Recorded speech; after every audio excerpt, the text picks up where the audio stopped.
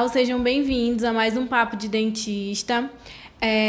Hoje a gente trouxe um tema bem empolgante, um tema bem necessário. Eu me chamo Tainá, sou acadêmica aqui do Unifamais do 10º semestre. E aí vai ser hoje um papo de mulher, né, Amanda? É isso mesmo. Olá, pessoal. Sejam todos bem-vindos a mais um episódio do Papo de Dentista. Hoje o nosso tema vai ser sobre violência contra a mulher e o papel do cirurgião dentista, né, na atuação desse desafio que a gente enfrenta na nossa sociedade. Eu sou acadêmica do 10º período também. Meu nome é Amanda, como a Tainá falou, e é um prazer estar aqui com vocês novamente. Quero também pontuar a nossa patrocinadora oficial do Papo de Dentista, que é a Labo Dental, na pessoa do seu Pedro, que está sempre nos apoiando e incentivando, né, na construção desse nosso sonho. Então é isso, sejam bem-vindos e fiquem aqui com a gente. E para falar desse tema tão importante, trouxemos uma convidada super especial, a doutora Alessandra. Ela é formada pela Universidade Federal do Pará, ela tem residência em cirurgia e traumatologia bucomaxilofacial pela USP, doutorando em patologia oral pela PPGO-UFPA, membro do Colégio Brasileiro de Cirurgia Bucomaxilofacial, coordenadora do curso de especialização de Cirurgia e Traumatologia Bucomaxilofacial pelo Instituto Intenso, chefe em um dos serviços de Cirurgia e Traumatologia Bucomaxilofacial no Hospital Beneficente Portuguesa e de sobreaviso no Centro de Bucomaxilo também do Hospital Municipal de Belém. Doutora Alessandra, seja muito bem-vinda. É um prazer tê-la aqui com a gente para compartilhar desse tema que, para nós mulheres, é muito importante. Sim, doutora, em nome do Papo de Dentista, a gente agradece a sua presença. A gente está muito feliz com você ter aceito o nosso convite. E eu já quero iniciar o nosso Papo de Dentista fazendo duas perguntas muito importantes. A primeira delas queria que a senhora contasse um pouco sobre a sua trajetória na odontologia e como a senhora chegou no caminho da bucomaxilo. Tá certo.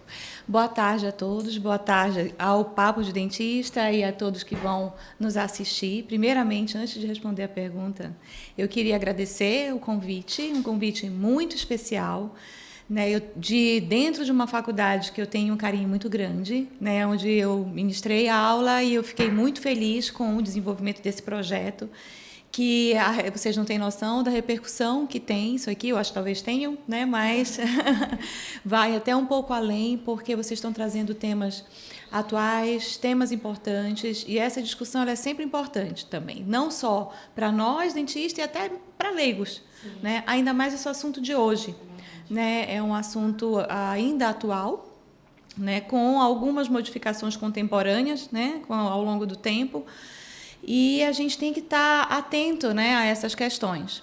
E como eu trabalho lá, tenho um serviço de trauma, realmente de face, então a gente realmente recebe algumas pacientes que sofreram agressões, né? Então, eu vou trazer aqui um pouquinho dessa informação. Só que depois de tudo isso, eu queria só que você repetisse aqui a pergunta, que agora eu não lembro exatamente qual foi a primeira pergunta. Então, eu queria que a senhora contasse sua trajetória, né, acadêmica, profissional, até quando a senhora chegou em se tornar bucomaxilo. Tá certo. Bom, vou encurtar, apesar de ter uns longos anos aí, né? Mas ela já começou desde o 3º ano da faculdade mesmo, né? Então eu entrei na faculdade querendo fazer orto, já entrei com esse intuito, na verdade. E aí no 3º semestre eu não conhecia bucomaxilo, fui estagiar com uma tia minha que era anestesista, e ela me chamou, né, assim, tipo, Alessandra, vem para cá, que tem uns colegas seus aqui que trabalham aqui com a gente, que ela trabalhava no Maradei. Que legal. E aí eu simplesmente me apaixonei de cara. Eu digo que é assim, a primeira cirurgia que você entra, ou você ama ou você odeia. É verdade. Né? Ainda mais que eu entrei numa cirurgia que foi uma cirurgia longa, era um tumor grande, bem complexa. Então, muita gente já vi relatos de muitos estagiários abandonando a cirurgia justamente por causa de procedimentos assim. E, na verdade, eu me apaixonei. Então, eu me encontrei. A partir daí, eu realmente foquei na cirurgia. Mas não deixei de fazer isso, é até bom frisar, né, que tem alguns alunos que pensam que só porque escolheram cedo tem que seguir uma coisa só. Não esqueça que nós somos dentistas. Sim, tem que saber tudo um pouco. Então, realmente frisei a partir daí. Então, eu saí já da faculdade e fui estudar para Santa Casa, que foi onde eu fiz o meu primeiro momento, na Santa Casa de São Paulo. Depois eu fiz o mestrado na USP também e comecei já a dar aula, a ministrar em várias faculdades e fui militar durante também 8 anos. É uma carreira e tanto, né? E sempre me dedicando, atualizando, sempre apaixonada realmente pelo que eu faço. Eu acho muito bonito, porque é uma área da cirurgia, a gente vê muitos homens, né? Via muitos homens antigamente. Então, a gente ter esse destaque feminino, trazer todo essa questão também de empoderamento, né? Porque você chegar a essa posição, sabendo que, querendo ou não, é um meio muito fechado ainda, né? Competitivo. Então, ver uma mulher chegar nesse patamar é muito inspirador. Para mim, por exemplo, que quero buco, quanto acadêmica, e me ver na senhora, me espelhar na sua trajetória é muito satisfatório. Saber que todo o esforço, no final, é recompensado. Recompensa. É isso mesmo. É exatamente isso. Todo esforço recompensa. Realmente, eu ainda vim de um momento em que praticamente eu só tinha homem, né? Os residentes, os hospitais, e tinha preconceito, sim, né? Bastante. Eu vi muitas meninas desistindo. Era isso que eu ia perguntar, a questão muitas meninas até hoje tem muito isso, na verdade, né? Infelizmente. Vi muitas meninas chorando por causa de piadinhas, né? Sim. Sem graça, provocações, humilhações, né? Vi sim muito isso. Eu confesso que eu não senti muito isso. Não que talvez não tenha tido, só que eu acho que naturalmente eu era meio que blindada a isso. Então, nunca me afetou. Então, isso nunca foi algo que me impediu de nada. Então, talvez seja uma característica minha já, pessoal, ou até às vezes uma forma que você se impõe, né, para as pessoas no mercado. Isso é muito importante. Exatamente. Ter uma postura. Uma postura, né? Que diz assim, opa, aqui não. Até as pessoas sabem até onde ela pode ir com você, né? Até aqui, daqui não. Então, assim, isso nunca realmente me impediu de nada. Agora, é claro que eu sentia algumas resistências em alguns momentos, você fica assim, poxa, estou vendo que isso é porque eu sou mulher, entendeu? Mas nunca me freou também. E é isso que a gente tem que levar sempre na nossa vida. Nada, os obstáculos não podem nos frear, né? Nem nos blindar. Não deu por aqui, você vai por aqui, né? Eu procurei sempre não brigar com ninguém, porque acaba que quando você começa um certo destaque, se incomoda, isso aí não importa, né, homem, mulher, e incomodava, assim, então, passaram-me várias vezes a perna, assim. Faz parte da vida, né? Faz parte da vida, e você observa, você se chateia, depois você volta e recomeça, né? Então, e aí vai, não pode realmente parar, você muda de estratégias, muda de postura, cria novos vínculos, né? E uma coisa que nunca mudou foram meus princípios. Então, eu nunca passei por cima de ninguém, nunca armei para nada. Então, isso também é muito importante. Você manter os seus princípios e ter a retidão na sua meta. Eu acho que isso como pessoa e também como profissional, porque isso vai passar para os seus pacientes, né? Exatamente. Afinal de contas, o nosso trabalho, futuramente, a gente que está no 10º vai se tornar, né, colegas de trabalho. A gente sabe que o paciente indica para o paciente trazer, vem ele, depois vem a família, vem todo mundo. Então, querendo ou não, é uma coisa que você precisa para estar atendendo o público, né? Isso aí, essa postura ela é muito importante. O paciente te relata isso. Né? Você, obviamente, né? Você tem que ter o conhecimento. Nós sem o conhecimento, não adianta que você não discute, mas essa postura, essa calma, essa informação que você passa com segurança, isso é muito importante.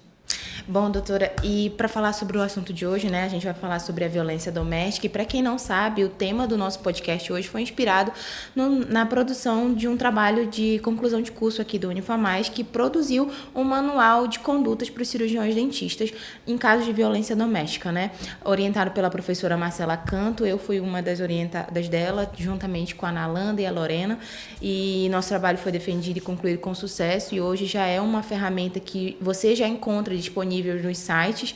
E também, se você quiser ter acesso, você profissional ou acadêmico, quiser ter acesso a esse manual, você pode entrar no nosso Instagram do Papo de Dentista, e lá vai estar o link na nossa bio e você pode fazer o download de forma gratuita.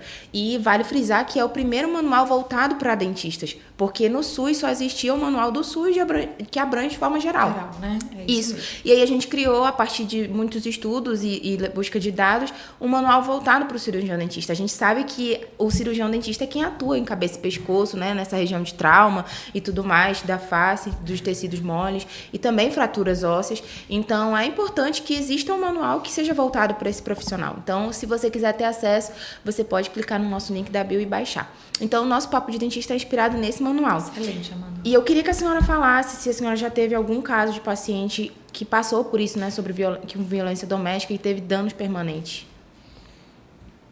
Eu não tenho como não parabenizar o trabalho de vocês, tá? Obrigada. Excelente. Não, e é isso mesmo. Tudo que você encontra na literatura e até mesmo nas próprias leis é voltado de um modo geral, né? Claro, frisa que o dentista tem o especial da área, né? Mas não tem realmente nenhum direcionamento. É do profissional da saúde de um modo geral, realmente. Bom, sim, já ao longo desses meus anos de trabalho com trauma, já recebi muitos pacientes, tanto mulheres, né, como a violência doméstica de um modo geral, tá? E assim, a gente tem que saber, ter a sensibilidade, muitas vezes, para abordar, porque nem todos os casos chegam de forma aberta, né? Então, muitos não relatam o que realmente aconteceu. Quando você percebe, né, o primeiro questionamento é aquele para poder tentar saber se aquela história é real, né? Caiu da escada, se foi queda da escada mesmo. Porque algumas vezes elas vão só, acompanhadas de uma irmã, mãe, e outras, o próprio agressor vai junto. Sim. Né? E assim, não só de uma forma moral, pessoal, a gente olha a situação e você naturalmente quer ajudar aquela situação, né? Mas também, por obrigação, nós temos que nos posicionar, né? Então, eu já recebi como eu disse, N situações. Então, quando a paciente chega já relatando, foi agressão, meu ex me bateu, meu marido me bateu, aí você já pergunta, você já tomou as providências necessárias? Já foi? Não, já tomei, já fiz, fui na ML, porque tem que fazer a avaliação do corpo de delito, então precisa ser feito de forma profissional para ver o que aconteceu, né, os resultados da agressão. E depois fazer a denúncia policial. Tá? Então, aí você orienta. Se não fez ainda, se orienta a fazer. Agora, tem aquelas situações em que a mulher, né, ou a vítima já foi agredida várias vezes e ainda está naquela situação de ciclo. E você tem que analisar, às vezes, a postura dela. É uma postura que normalmente é fechada, né, tímida, às vezes traz assim uma má saúde bucal ou de forma geral. Então você caiu da escada mesmo? Você tropeçou e caiu? Foi isso que aconteceu? Você não tem mais nada para me relatar? Então você começa a fazer alguns questionamentos, né? Algumas vezes eu consegui extrair. Não, a familiar às vezes não aguenta, né, o que está lá perto. Não, doutora, ela realmente foi agredida, né? Aí às vezes ela briga, não é para falar.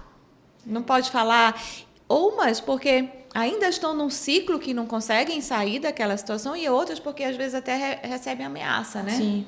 E a gente sabe que, tipo, a pessoa às vezes fica presa naquilo por questões, às vezes, de dependência financeira, às vezes emocional, às vezes até mesmo sobre as questões de familiar, ameaça filho, né? Si, ameaça, né? Então são vários fatores. Né? E existe não só ameaça verbal mesmo, se você falar eu vou fazer isso, e existe uma outra questão que hoje em dia a gente vê muito, né, se falando sobre tipo de relações abusivas mesmo, psicologicamente abusivas, né? Então, às vezes, a questão financeira, né, a dependência financeira é a que mais difícil, que é a que mais prende, né? Porque a mulher, ou enfim, a vítima que está ali presa naquela circunstância fica com mais dificuldade de sair por aquela dependência. E existe também as pessoas que não são dependentes financeiras, mas estão presas numa teia de abuso emocional. Emocional mesmo. E não conseguem sair Estão daquilo. presas psicologicamente. Naquele sentido, você nunca vai arranjar ninguém melhor que eu, alguém que te aí queira, é uma teia de coisa, abuso, né? de que a gente chama de bate-a-sopra, né? E você ainda não consegue sair, acaba sofrendo de diversas maneiras. E é até bom a gente falar também sobre isso para alertar, né, alguns relacionamentos que começam com esse tipo de sensação desagradável, para ficar em alerta desde o início, porque em geral, não tem uma boa evolução, né? Sim, infelizmente. Doutora, a gente sabe que a violência doméstica ela é um problema alarmante, né? Segundo os dados da OMS, enfim. E as grandes agressões, elas são feitas na parte da face, né?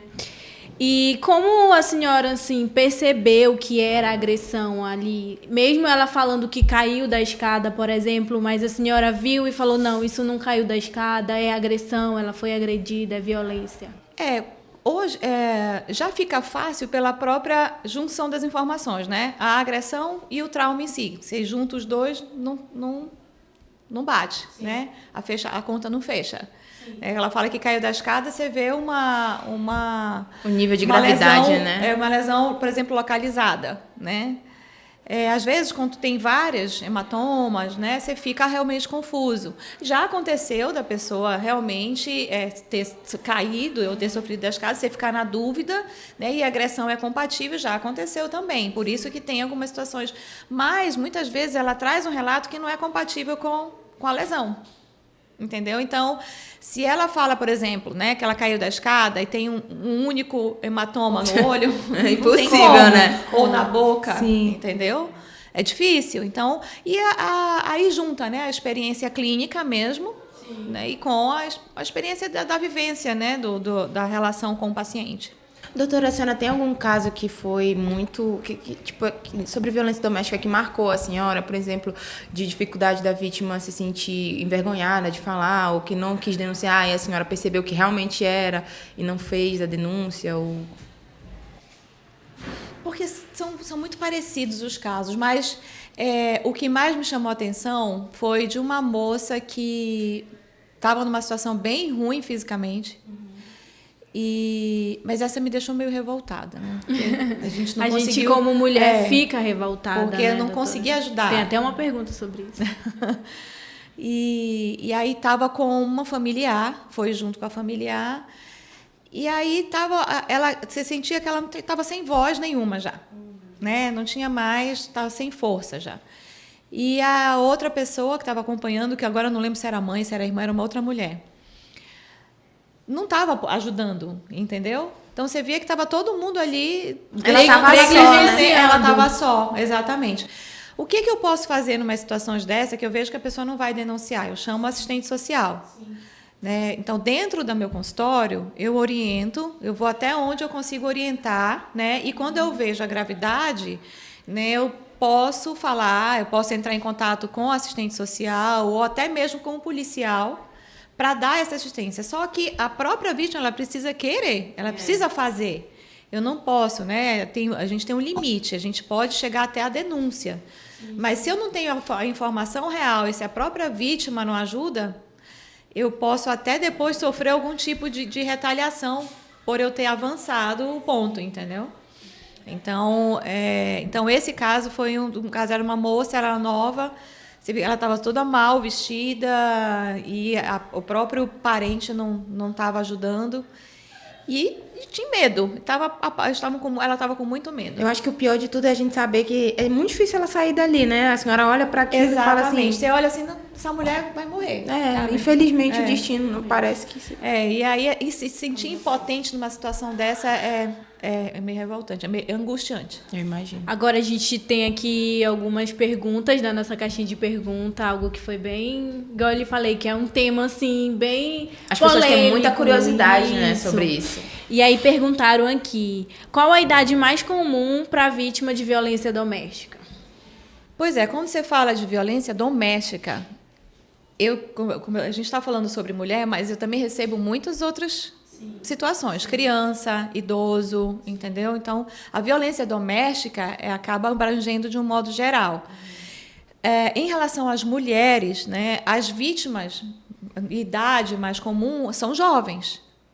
Tá? Ela fica entre 25 e 35 anos, a maioria. Deve ser muito difícil lidar com casos assim, sendo mulher. E como você se sente em relação a isso? Como manter o profissionalismo? Como eu falei agora. Ele falei de uma pergunta. Complicado. Bom, eu não tenho que o meu profissionalismo continua, né? Além do que ela vai receber ainda uma atenção mais especial ainda minha, não que eu não dê a todos. Eu trabalho do paciente do SUS, plano, convênio, todo mundo recebe a mesma atenção e carinho meu. E dessa forma ela vai receber, sinceramente, já uma atenção maior minha como eu faço, né? E eu trato, obviamente, clinicamente da mesma maneira, mas, por exemplo, eu recebi uma agora no meu consultório, recentemente, que eu estava fazendo tratamento de DTM dela, não era de agressão. Ela estava com... Só que também acaba que a DTM era em função de uma tensão psicológica, mas era a filha. Era uma mulher, mas a posição dela era de filha.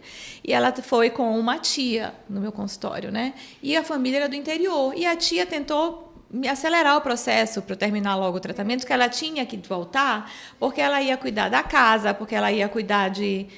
Enfim. E eu falei, depois que eu vi isso, mas quantos anos ela tem? 15? E por que ela tem que voltar para cuidar da casa? Por que ela tem que fazer tudo isso? Ela tem 15 anos. É uma criança, né? Aí eu até virei e falei assim, o tratamento dela vai demorar bem. E assim, só que eu acho que também não era uma coisa assim que talvez conversando, que eu fiquei muito feliz com esse caso, que da outra vez que elas voltaram, aí a tia dela falou assim, ela não vai voltar mais. Aí a mãe dela vai vir aqui. Nossa, fiquei super feliz, sabe? E às vezes, um pouquinho que você faz aqui transforma muita coisa. Muda a realidade da pessoa. Muda a realidade, entendeu? Se eu tivesse sido omissa, talvez eu tinha terminado o tratamento, ela ia para casa, enfim. A gente não sabe, né? Como é que ia ser a vida dela. Acontecido, né? E falando nisso, a senhora, falando sobre consultório particular e convênio, a senhora já teve paciente no seu consultório particular mesmo com agressão, que a senhora já presenciou? Já sim. No consultório particular, eu tive bem poucas, porque, na verdade, na maioria dos casos de trauma, eu recebo dentro dos hospitais, né? Então, dificilmente um trauma de face, por exemplo, vai girar direto no consultório. Sim. Mas já tive caso, sim, que foi no consultório, mas o caso que eu me lembro foi um caso já relatado, não foi um caso escondido.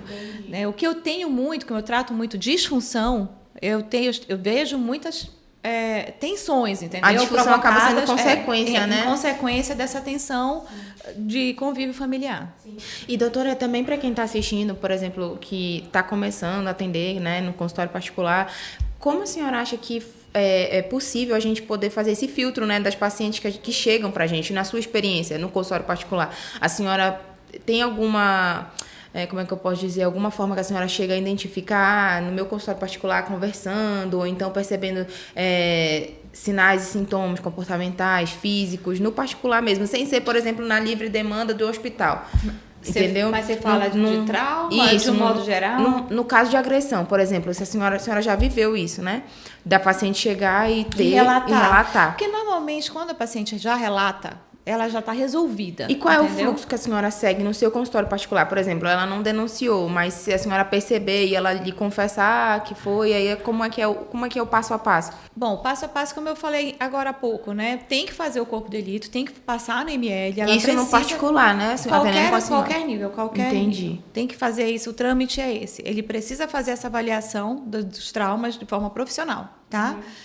Com o perito, tá?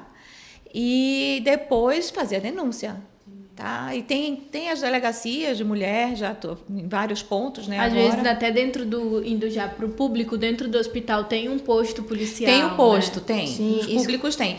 E as assistentes sociais, elas orientam muito bem. A gente vai ter uma pergunta. Todo hospital tem um assistente social, todo hospital.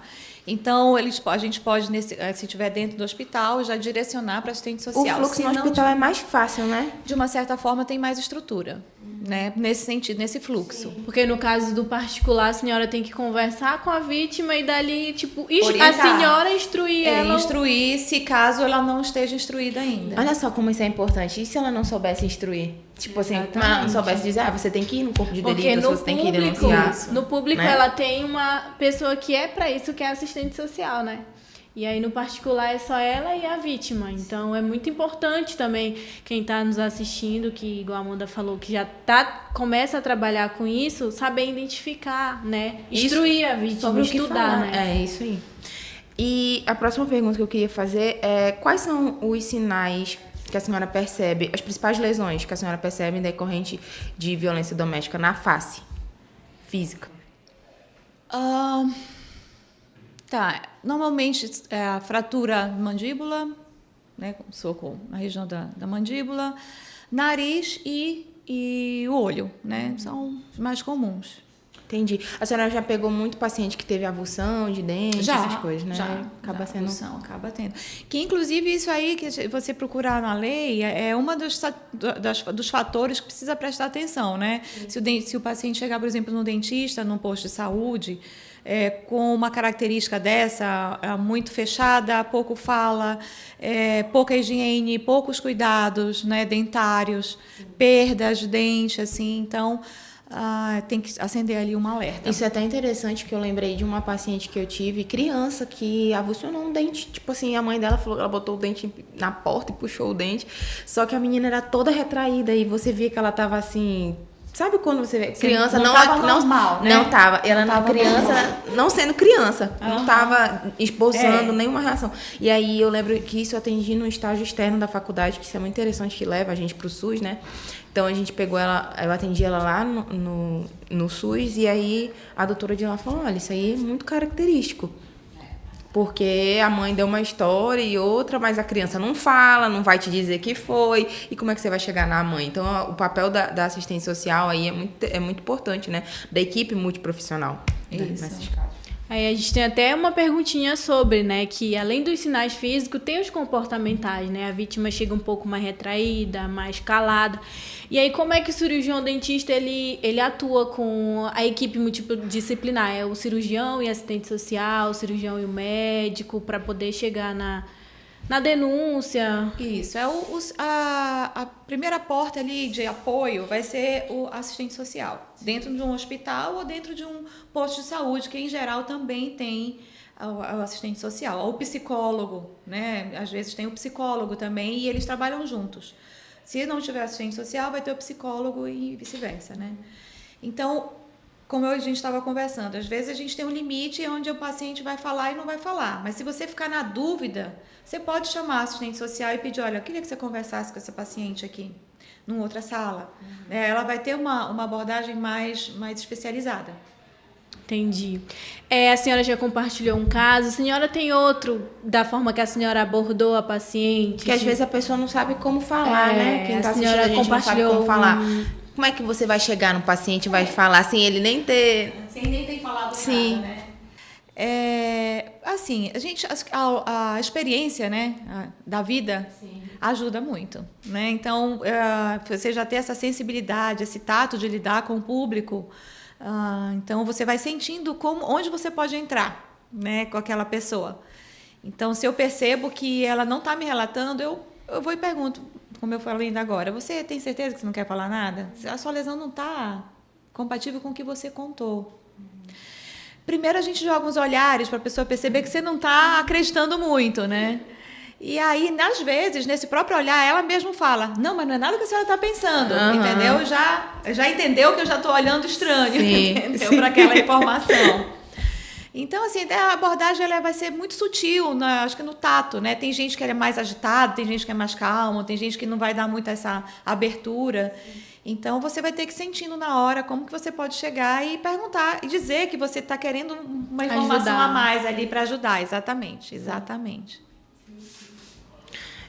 Eu separei também mais 3 perguntas da nossa caixinha de perguntas. E muito obrigada a vocês que participaram. Saibam que todos os episódios a gente coloca uma caixinha lá para você deixar a sua dúvida. Às vezes você tem esse questionamento e como, né, a gente vai postar o episódio depois, às vezes você quer saber e a gente traz aqui para poder perguntar para os profissionais que passam por aqui.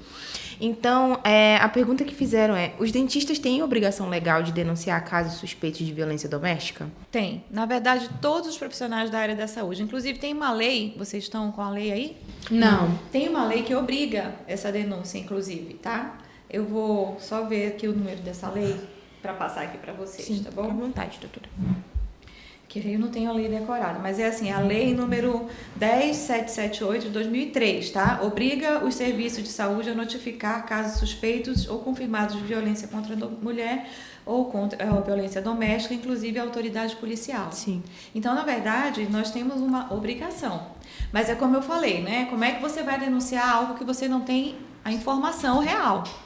Né? Então, você precisa, às vezes, pedir essa ajuda do assistente social, do psicólogo, caso você tenha dúvida, né? Se você tiver ficado na dúvida se foi uma violência mesmo ou não. E se foi, ainda assim, que você tenha uma paciente que está bem resolvida, ela vai precisar de uma assistência especializada, psicológica. Sim. Então, ainda assim, você encaminha, se a paciente chegar, já sei, já relatei, já fiz tudo que eu tinha que fazer, você fala, mas antes de você ir embora, você vai conversar com o assistente social. E aí você direciona e eles vão orientar melhor aquela mulher, enfim, né? A violência doméstica, como eu disse, pode acontecer também com outras pessoas, tá? Outra coisa que eu queria trazer também de informação interessante, que são os números, né, de denúncia. Sim. Que, olha, por exemplo, Disque 180, você liga para a Central de Atendimento à Mulher. Funciona 24 horas e é gratuito, confidencial. Todo o território nacional, tá? Polícia Militar, 190. Polícia Civil, 181. Central de Atendimento à Mulher, né, 180. E é possível também registrar denúncia no Departamento de Atendimento a Grupos Voluntários, tá? Que são vulneráveis, que é da Polícia Civil, tá? Que fica localizado... bom, aí depois eu posso passar o endereço para vocês direitinho. A gente pode colocar. Tá bom? E também isso é importante falar que muita gente não sabe, até mesmo eu não sabia sobre isso, até fazer a pesquisa do meu TCC, que existem casas de apoio aqui em Belém que abrigam mulheres que sofreram violência. Então, se você, infelizmente, é uma vítima de violência doméstica, saiba que esses números que a doutora forneceu, você pode estar fazendo a denúncia de forma anônima, ou se você conhece alguém que sofre violência doméstica, você pode denunciar e você vai receber suporte. Não vai ser uma coisa que, às vezes, a pessoa pensa assim, eu não vou denunciar porque vai ficar por isso e não vai dar certo, ou não vou ter onde ficar. Denunciar e ele vai voltar e me matar. Acontece, né? Infelizmente, ainda é uma realidade. A gente vê que está mudando, mas existe uma hipocrisia social muito grande.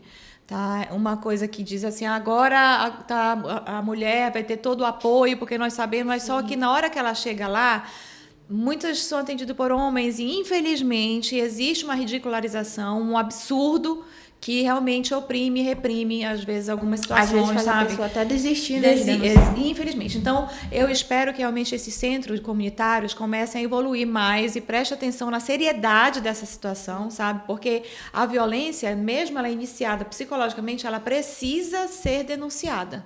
Ela precisa, no mínimo, essa pessoa saber se proteger, porque o quadro evolutivo pode ser muito perigoso.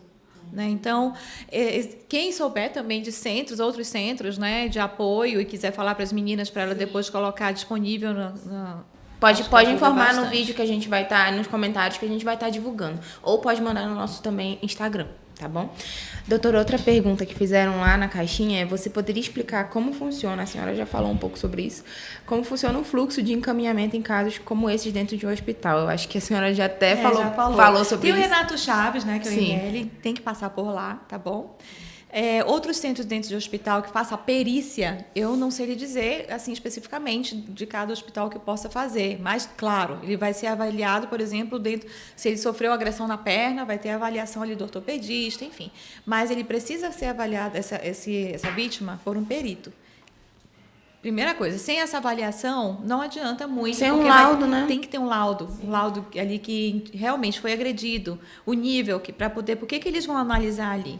O sentido da agressão, que tipo de objeto provavelmente ali foi utilizado, a força, né, para ter causado aquela sequência ali de eventos.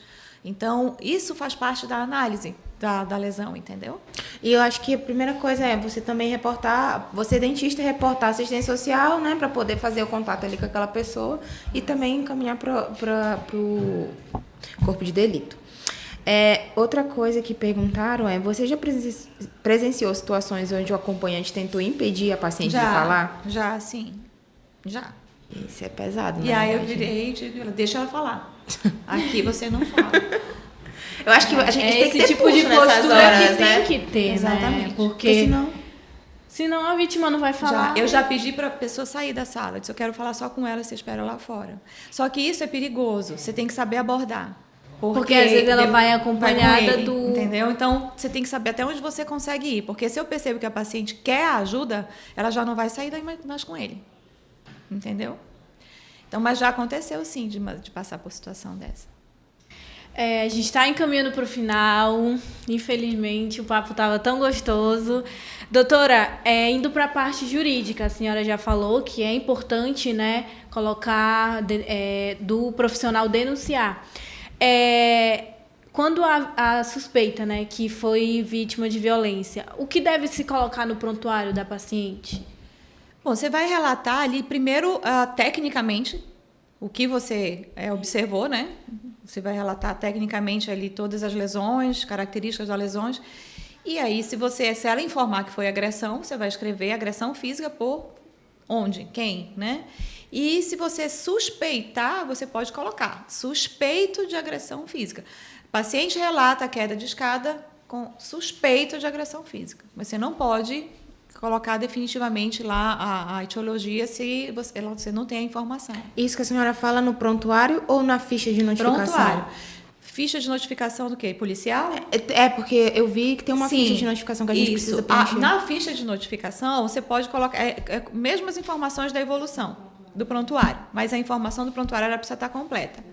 Normalmente o prontuário, que é o documento, ele vai ser xerocado, anexado, né? Anexado a informação que você colocou ali. Tá. E o profissional, se ele não anotar, preencher o prontuário, ele pode ser penalizado se ele não denunciar também, ver que é um caso que deve ser denunciado? Pode. É difícil ele ser penalizado, porque vai ter que voltar para ele, né?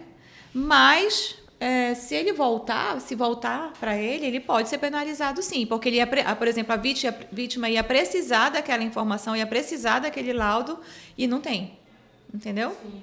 Não teve a participação ali de um profissional importante para poder ser definitivo. Eu acho que isso é até muito, muito pesado, né? Porque já pensou, você vê que a paciente está sofrendo violência, você não denuncia e Deus o livre e guarde, depois você só recebe a notícia que infelizmente a pessoa faleceu daquilo. Ou sofreu outras agressões e precisa daquele laudo, entendeu? Sim, e também, doutora, por exemplo... A responsabilidade moral e profissional. Profissional. Né? E eu lembro que durante a minha pesquisa, isso mexeu muito comigo, eu vi muitos casos de mulheres que, tipo assim, sofreram traumas permanentes, tipo, de visão, perderam a visão. Perdeu perna, não consegue deformada. Tem casos bem agressivos. Não consegue se reinserir de novo na sociedade, porque tem vergonha, porque às vezes perdeu o emprego, ou então não consegue ter o dano psicológico sem contar, né? Então, assim, isso mexe muito comigo, esse assunto, porque a gente, quanto mulher, a gente se coloca nesse lugar, né? Que a gente nunca sabe, a gente está suscetível a isso, mas olhar e saber que você pode fazer alguma coisa e não fazer, negligenciar, eu acho que... eu não sei, aí é aquela questão moral. Moral, né? E, doutora, no caso, se a paciente se recusar, não quero denunciar, mas o profissional está vendo que ela está sofrendo aquela agressão, que dali só pode acontecer o pior. O profissional, o que ele pode fazer dentro dos limites legais? Tentar instruir, que isso já aconteceu também, né? E eu falo, mostrar, olha, você pode chegar num nível, você pode morrer, você pode... Mesmo que você não faça nada com ele, porque você está com medo das ameaças, ele pode ainda assim continuar e fazer o que ele está ameaçando. O profissional ele não pode ir lá no posto policial e falar, olha, essa moça está sofrendo... Eu posso pedir ajuda da assistente social, sim, como eu falei, né? Eu peço lá, antes dela ir embora, por exemplo, eu tenho uma equipe, alguém, olha, aciona a assistente social para conversar, você vai ter que passar por mais um profissional antes de sair daqui. E aí tem mais uma abordagem, né? Mais específica, mais instruída, né? Que ela, nesse caso, psicologicamente. Uma formação ali já técnica psicológica, né? Sim. Doutora, encaminhando para o final, eu queria que a senhora deixasse um comentário para quem está nos assistindo, para os dentistas que estão saindo agora das faculdades, para quem já se formou, para a gente, né, que vai se formar. O que a senhora acha que a gente pode fazer para melhorar ainda mais a atenção que a gente vai fornecer para essas pacientes? Como eu posso melhorar no cuidado, no atendimento para esses pacientes, para talvez minimizar os danos que elas sofrem, né? Porque se a gente for um profissional preparado para atender, capacitado, igual a gente falou aqui, a importância de você saber como encaminhar, instruir, vai fazer diferença na vida daquela pessoa. Sim, sim. Eu acho que a primeira coisa que você tem que levar para a sua vida, sua carreira, é não seja negligente. Tá? Seja um profissional atuante, seja uma presença firme ali do seu conhecimento técnico, moral, né? Dessa forma, só com esses dois subsídios, né, você já consegue realmente fazer a diferença na vida de muitas pessoas. Então, o que é não negligenciar? Não fique calado.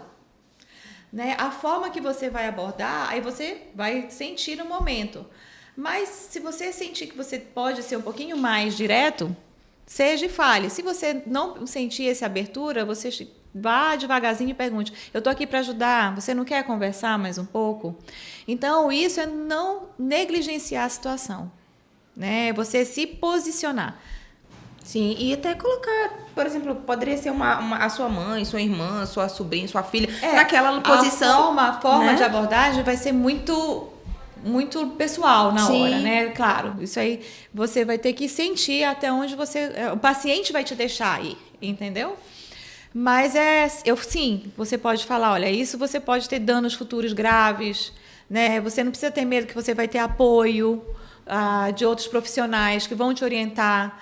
Você não está sozinho, você não está só, né? Então isso é muito importante. Essa frase aqui, você não está só. Nessa hora, para muitos, acham que não tem mais ninguém que vai ajudar. Como eu falei, o outro chegou com a família, ninguém ajuda. A pessoa não tem ninguém. Sim. E aí ela começa a enxergar que ela não está só, que ela pode ser introduzida ali numa rede, numa comunidade de apoio. Então, isso é o que eu falo, você não negligencie a situação. Tente ir até onde você consegue abordar. Eu acho que, falei de recém-formados, né, de pessoas que estão saindo agora, mas também é importante a gente frisar que tem muitas pessoas aí, eu mesmo, nessa divulgação do manual, encontrei muitos profissionais que já estão formados há muitos anos, mas que têm ainda, não sei se é a palavra certa, mas uma dificuldade de buscar atualização, sabe? Porque, por exemplo, na sua especialidade, a senhora lidar com isso todos os dias, dentro do hospital, a senhora sabe como atender, a senhora sabe como lidar, mas não é todo dentista que tem essa vivência hospitalar. Não se sente preparado. Que recebe, né? isso. E eu percebi que tem uma demanda de profissionais já de mais anos já formados e que não sente essa necessidade de buscar atualização sobre esses assuntos, sabe? Às vezes só não posso fazer nada e fica por isso. Eu ouvi muito de pessoas formadas há muito tempo sobre isso. Infelizmente, eu acho que é como eu disse, né? A postura pessoal, ela é fundamental. É, fundamental. Então, e como eu falei, é muito individual, né? A questão da moral, cada um tem a sua, né? Então, eu não consigo, em hipótese alguma, em nenhuma situação, não me posicionar. Entendeu? E não consigo. Claro, hoje eu observo muito mais da forma como eu vou fazer. Sim. Porque senão também não adianta. Ou você afugenta, ou você gera um caos maior. Né? Mas eu não deixo passar. Toda vez que eu observo que eu tenho alguma coisa que eu posso me posicionar, que eu posso falar para mudar aquele curso, daquela trajetória errada ali, eu me posiciono. Então, isso é muito de característica de cada um. Porque isso que ela falou é real. Muitos que eu conheço, a maioria das pessoas já acaba não querendo se envolver em nada, entendeu? Não quer ter. Não, às vezes é medo, às vezes é receio, às vezes é só. E às vezes só não quer mesmo. Só não quer. É mais. Menos um problema. Exatamente. A palavra-chave ali é moral. Eu tô aqui para resolver isso e acabou. Exatamente.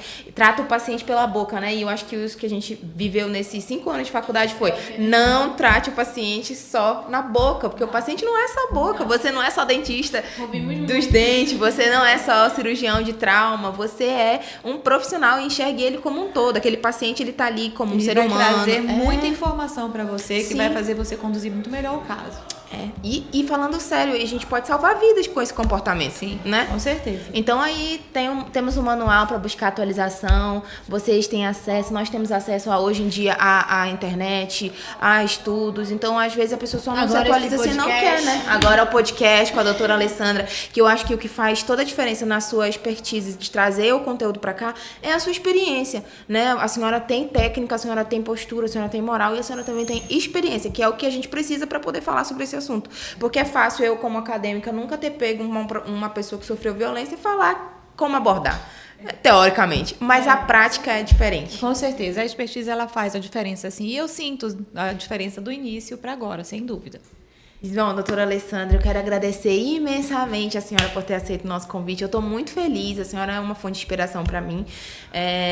Sua carreira, eu já falei isso no início e quero refrisar, que a sua conduta moral, tudo que a senhora trouxe hoje aqui me inspirou muito e eu espero que a senhora continue trilhando esse caminho de sucesso. E em nome do podcast, em nome do professor Rodolfo também, que não está aqui, a gente quer agradecer a sua presença. E eu queria que a senhora também deixasse... A senhora pode falar, se a senhora quiser. Não, pensei que você ia falar. Eu ia dizer, cadê o Rodolfo? Ele vai assistir esse podcast. Rodolfo. Se a senhora puder deixar seu telefone de contato ou Rede Instagram, social. rede social, para quem tiver interesse de procurar os seus serviços também, a senhora pode divulgar. O meu Instagram é doutora.alessandraarnaud. E eu vou deixar meu número, né? Então, Sim, se entrar em contato, é 981 21 3757. Isso, a doutora Alessandra, olha, vocês viram o currículo dela no início, né? Só você voltar lá, qualquer coisa que você precisar, é só entrar em contato com ela. Se precisar, assim, sempre que eu posso, eu recebo, assim, muitas mensagens, eu recebo de todos, alunos, pessoas que eu não conheço, alunos de outros lugares, até colegas, e sempre que eu posso eu estou respondendo, trocando ideia, enfim, então, sempre que eu posso eu estou disponível, sim, então... A doutora Alessandra tem muitos assuntos que a gente pode trazer aqui de novo para que ela possa abordar sobre a TM, sobre também cirurgia, né, trauma da face. Sim, a TM eu acho que seria um assunto bem interessante para a gente discutir aqui, porque cresceu demais o número de DTM e as causas também, então seria, eu acho que um assunto bem legal. Está então, bem atual. O convite já está aberto para a senhora voltar. Muito obrigada mais uma vez pelo seu sim. Eu acredito que foi uma tarde bem proveitosa. Queríamos ter mais um pouco de tempo, porque é um assunto assim que dá vontade de não parar de falar mais, porque nós como mulheres que estamos sujeitas, infelizmente, a esse tipo de agressão, não até nem dentro de casa, mas na rua, infelizmente. Verdade. Né? Então, eu acho assim que é um tema muito bonito, um tema muito abrangente. Então, muito obrigada mesmo. A senhora, como mulher, como profissional onde a senhora atua, é inspiração pra gente, assim, obrigada, estar saindo. Meninas. É um prazer ter vindo, um prazer estar aqui com vocês, duas mulheres. Então, assim como eu fico muito feliz de estar sempre bagunçando aí a vida das pessoas de forma positiva, graças a Deus. Então, e ainda mais quando tem mulheres que a gente está aí inspirando. E é isso mesmo, tá? Eu não sou muito dessa guerra dos sexos, sabe? Sim. Porque eu me vejo muito como profissional, independentemente de eu ser mulher, entendeu? Mas essa carga da mulher, a gente sabe, né, que gera, né, toda uma competição aí dentro da sociedade. Essa coisa do empoderamento, né? Do respeito. Sabe o que é isso? Sabe qual é a base de tudo isso? É o respeito. Só isso. Então, se vocês precisarem de mim, né? E quem estiver assistindo também, que eu possa dar orientação, estou sempre ali com as portas abertas. Ela vai voltar, com certeza. Gente, para encerrar, eu queria divulgar também nosso Instagram, mais uma vez, Papo de Dentista. Segue a gente lá, @Papo de Dentista. Segue também a Labo Dental. Você que precisa comprar seu material aí da faculdade, a Labo Dental é a melhor de Belém. Verdade. E quero deixar aqui também o número, mais uma vez, reforçar para aquelas que precisam, né, suporte para as vítimas. O Disque Denúncia 190, linha de apoio gratuita e disponível 24 horas para denúncias de forma anônima. Você que conhece alguém que também sofre de violência, você pode denunciar tudo de forma anônima. Não se silencie. E o que a doutora Alessandra falou, você não está só. Muito obrigada a todos que nos acompanharam até aqui. Espero vocês no próximo Papo de Dentista. Tchau.